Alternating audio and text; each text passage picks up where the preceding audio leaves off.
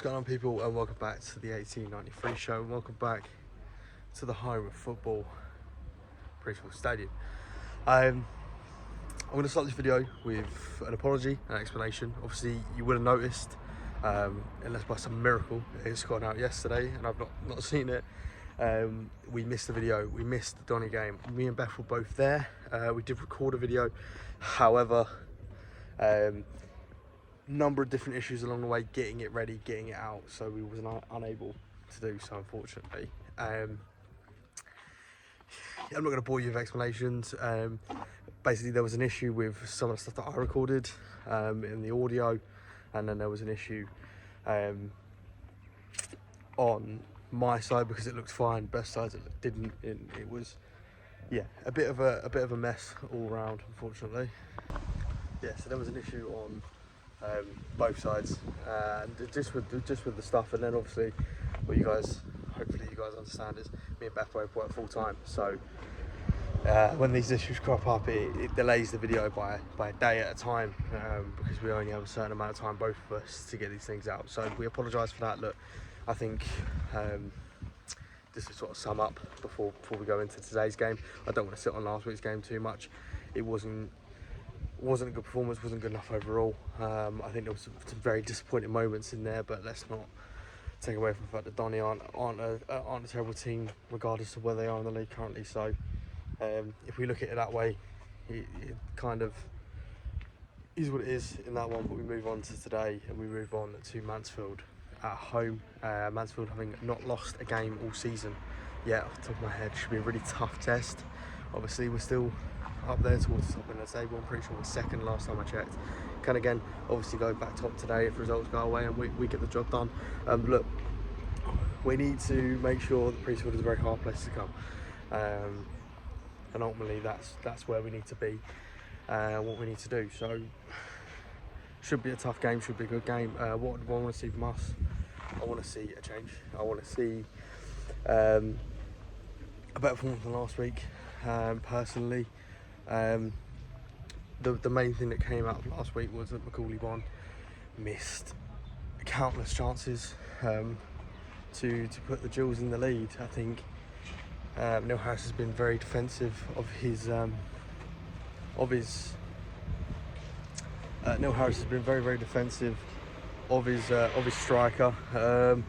And last week, he just wasn't good enough ultimately, and should have ultimately had a couple of goals in there, as the Mansfield team are arriving just next to me. You'll see them in the background in 3, 2, 1.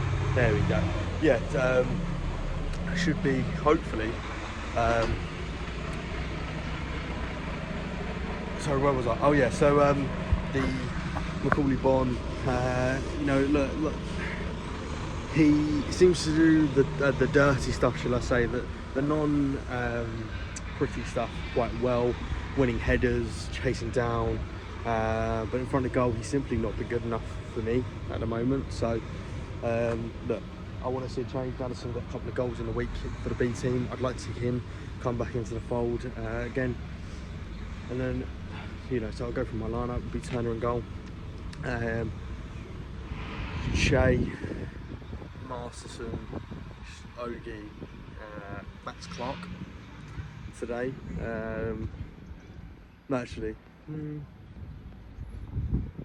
Max Clark today at left back, and you'll see why in a second. Robbie in with Ethan Coleman in the middle. I know that will be Sean Williams and Ethan Coleman. I'm praying for the day. We saw it briefly at Doncaster at the end. I'd like to see it again.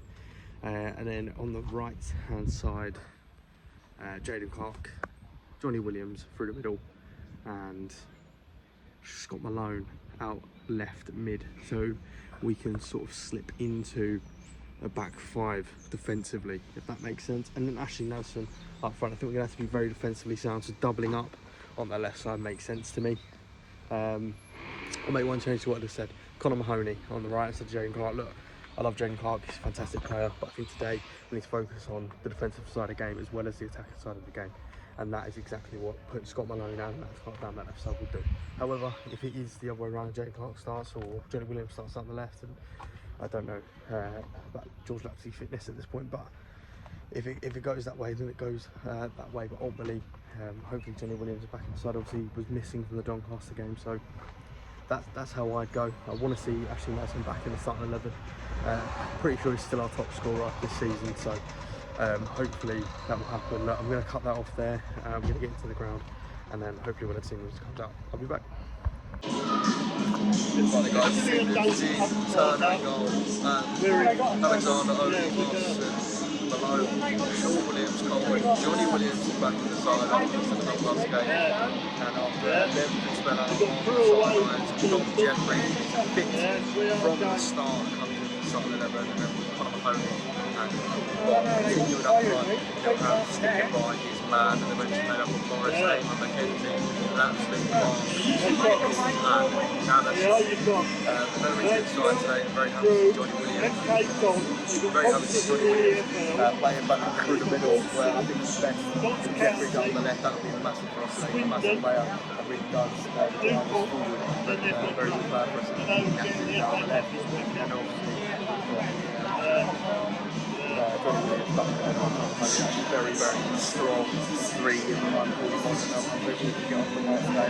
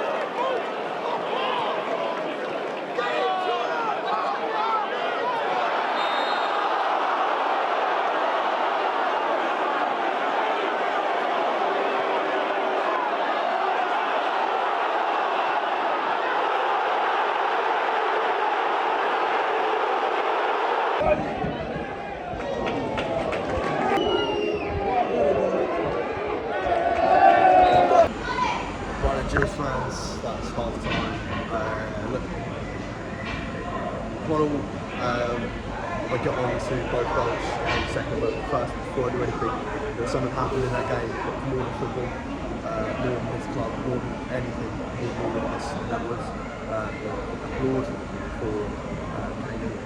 Didn't know him personally, my thoughts and feelings go out to his family and friends that lost him.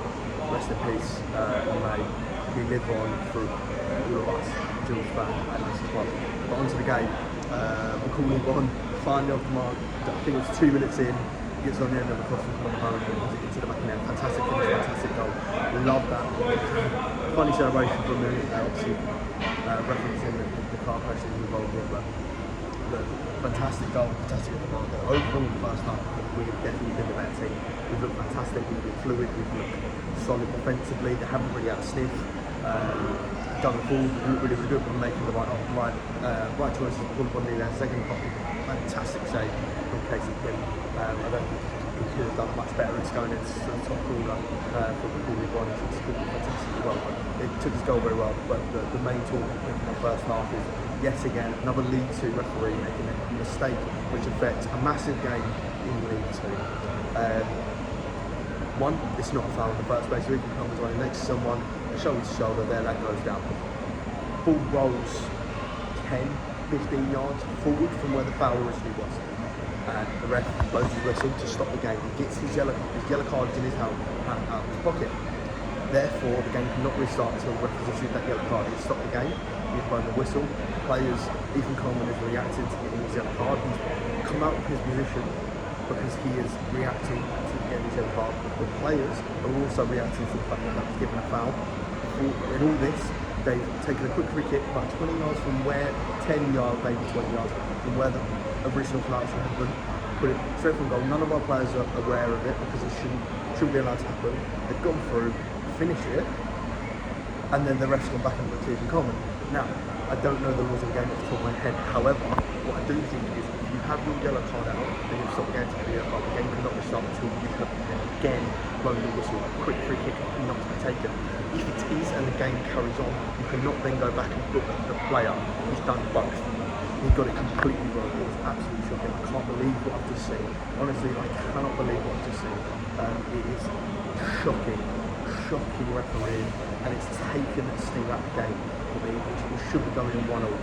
Mansfield very, very lucky to have a good grade today, but we've got to put that behind us now and go and get that second goal. We've looked good. We look like we can get it in the second half. Hopefully we can. Main talking point is that goal from Mansfield, and it shouldn't be. It should be the fact that McCauley Ben's got off the mark. And that we've had a really good first half performance, but it's not, because the referees yet again making the game all about them. And I looked at the referee as they went through to see if he put the whistle to stop it. And he had to see the card and he looked formless. He genuinely looked like he didn't know what to do. It genuinely looked like he didn't know what he was doing, like he didn't know what to do. I knew he had made a pretty big error there. So look, I'm going to leave that there, 1-1. Hopefully we'll come out of this game and we won it. Again, disappointing.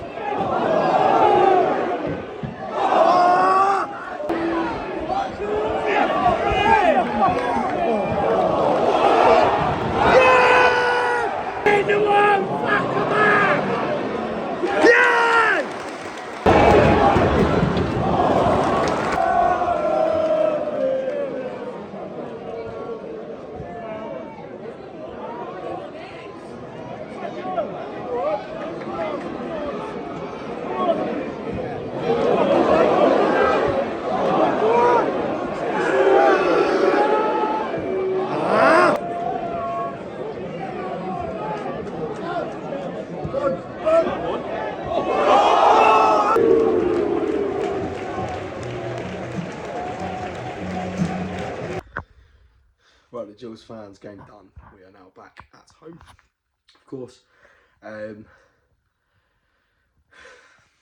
Not much to report from the second half, to be fair. Actually, Natchez probably could have scored.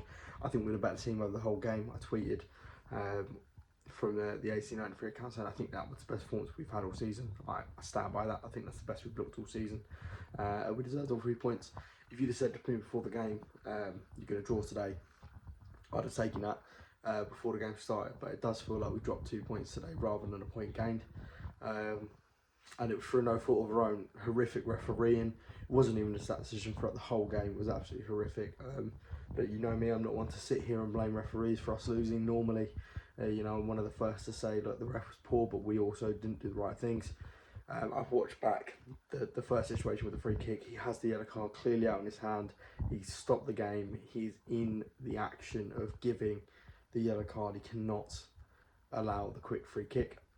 But then to book Scott Malone after that for doing exactly the same thing is a joke. But look, I'm going to keep it short and sweet after this one. Really happy with the performance today. Really positive, lots of positives to take out from it. Fans were excellent, players were excellent. On to Crewe Tuesday night. It's going to be a really tough game. I will be there. Beth isn't joining me for this one, unfortunately, but I will be there and we'll of course have a video for you. And again, apologies for no video against Doncaster.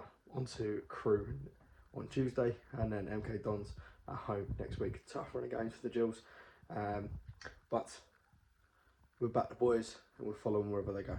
If anyone's wondering, yes, that is the home kit, and yes, it has been cut at the bottom.